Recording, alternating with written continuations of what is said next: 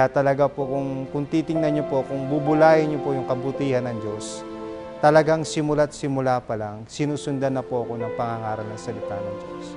Habang nag-aaral pa rin po ako noon, meron na rin po akong naging kaklase na kumbaga ba inaakay po ako sa pananampalatayang Pentecostal Missionary Church of Christ in the Fourth Watch. Iimbitahan ka sana namin sa linggo kasi may church kami. Ang dami ko kasing gagawin sa linggo eh. Pero pilit ko pa rin umiiwas po. Hanggang sa nakapagtrabaho po ako dito sa Manila, na ganun pa rin po na meron pa rin po na nag-aakay sa akin na sabi niya na saliksikin ko daw ang banal na kasulatan. Hanggang sa dumating ng point ng year 1997 po na nakapag-abroad ako sa dako ng Al-Kubar, Kingdom of Saudi Arabia.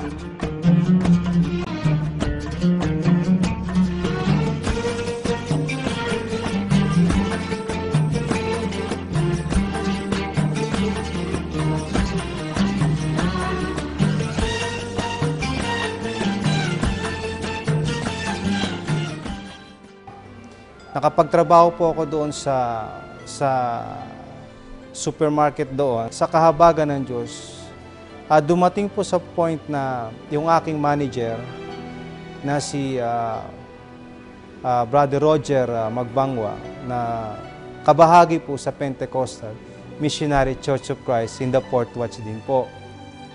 Ang mga kabahagi sa Pentecostal Missionary Church of Christ Fourth Watch ay lubos na gumaganap at nakikibahagi sa dakilang tagubilin ng ating Panginoon.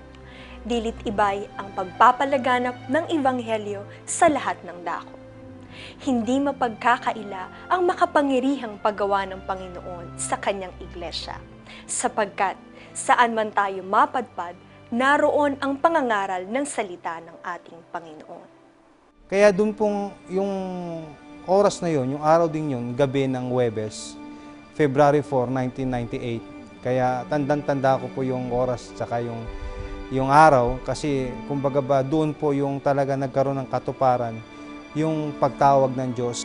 Nung oras at panahon na yon na nagkaroon ng Bible study, napakahirap man unawain sa unang papakinig mo ng salita ng Diyos. Pero nandoon na yung damdamin mo na magbago. Bago kasi ako ma-invite sa gawain ng Panginoon. Doon sa dako ng Middle East. Kumbaga ba, nabilang ako sa mga grupo na gumagawa ng hindi maganda. Tulad na ng nagda-drugs, umiinom ng alak. Dati, kasama lang po nila kami susundo doon sa item doon sa airport. Kunyari, may darating susunduin namin sa airport. Ngayon, yung tao na yun na susunduin namin, may dala po siyang mga drugs. Kumbaga ba, dati kasi, hinahalo nila yung sa mga pagkain. Siyempre, hindi naman chinecheck po yung pagkain eh. Yung kasi mga bagay na yun, sa batas ng Saudi, ang kabayaran noon, pag nahuli ka, kamatayan. Lalo-lalo na sa drugs. Pero nung dumating sa akin ang salita ng Diyos at tinanong ako ng kapatid na nangangaral na sino ba ang handang tumanggap sa Panginoon. Kaya dalawang kamay pa ang itinaas ko. Dahil sa ang kanyang manager ay isang aktibong miyembro ng iglesia at may damdamin sa pagpapalago ng gawain sa dakong yaon, ay inimbitahan niya si Paulo na dumalo sa kanilang pagtitipon. Kung hindi dahil sa Ebanghelyo, sa pangangaral ng salita ng Diyos, hindi ko mauunawaan yung mga bagay na hindi kalugod-lugod sa harapan ng ating Panginoon. Kaya bilang nagkaroon ng kauhawan sa salita ng Diyos, parang palagi po akong dumadalo ng gawain. Hanggang sa unti-unting nabago yung pananaw ng buhay ko. Doon ko na-realize na ang Diyos talaga, mahal niya ang bawat isa sa atin. Pwede naman niya akong ibigay doon sa kapahamakan. Pero dahil nga ang Diyos ay mabuti, ang Diyos tapat sa kanyang mga pangako. Makailang beses pang nakadalo sa mga pagtitipon ang kapatid na Paulo. At sa pakikinig ng salita ng Diyos, ay naranasan niya ang makapangyarihang pagkilos ng Panginoon sa kanyang buhay. Pagka may gawain sa church, sumasama na po ako. Nakaka-attend na po ako ng Bible study. prayer meeting, hanggang sa dumating ng point na yung pati yung devotion. Nagjo-duty ako, night duty, 4 o'clock in the afternoon hanggang 1 o'clock in the morning.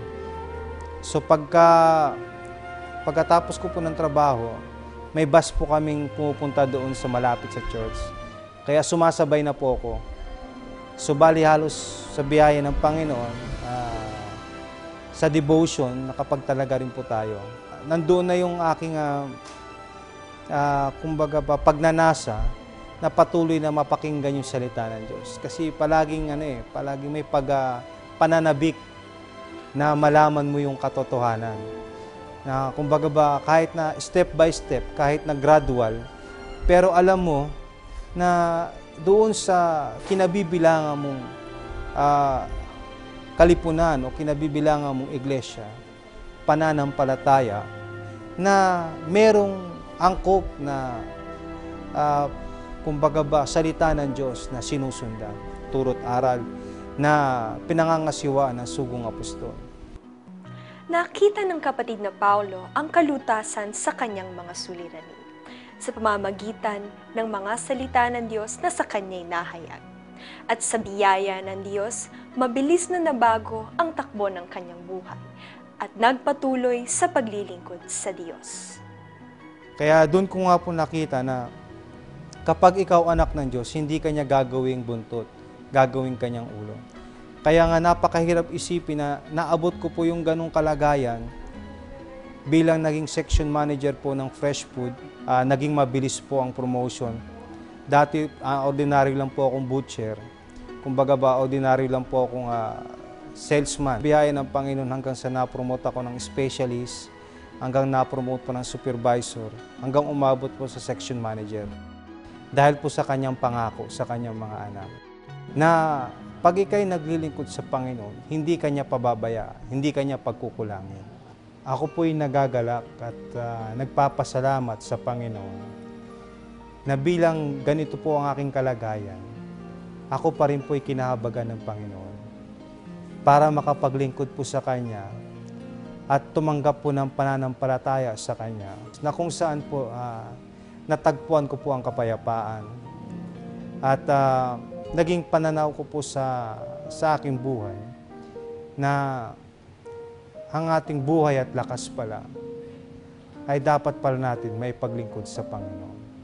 Ang mga naging pagbabago sa buhay ng kapatid na Paulo ay isang napakadakilang patutuo na lalong nag-akay sa kanya upang maglingkod ng tapat. At sa kanyang pagbalik sa bansa ay patuloy niyang naipagamit ang kanyang buhay sa gawain ng Panginoon sa dako ng Tondo, Manila. Hanggang sa kasalukuyan ay lubos pa rin ang kagalakang nadarama ng kapatid na Paulo sa mga biyaya at pagbabagong kanyang natamo.